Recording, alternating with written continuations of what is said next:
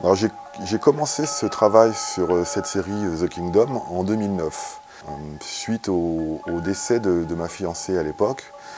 Et vu que c'était un accident, que c'était arrivé très violemment, j'avais besoin, moi, je n'arrivais pas encore à y croire, donc j'avais besoin de continuer à communiquer avec elle, d'une manière ou d'une autre.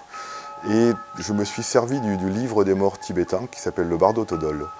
Dans ce livre, on vous explique que l'âme, en fait, une fois qu'elle a quitté l'enveloppe corporelle, a 49 jours pour comprendre que tout ce qu'elle a ramené avec elle, ses désirs encore inassouvis, ou ses peurs, tout ce qui la retenait encore sur Terre, beaucoup d'âmes l'emportent encore avec elle après la mort, et ce qui les empêche d'évoluer vers un autre plan de vie, qu'on peut appeler spirituel. Ces 49 jours servent à faire comprendre à l'âme humaine que toutes ces visions sont créées par son ego, par ses peurs. Ensuite, au niveau photographique, j'ai toujours été passionné par les gravures anciennes, notamment celles de Gustave Doré dans la Bible. J'avais très envie de reproduire ces ambiances de clair-obscur qui étaient fascinantes à l'époque.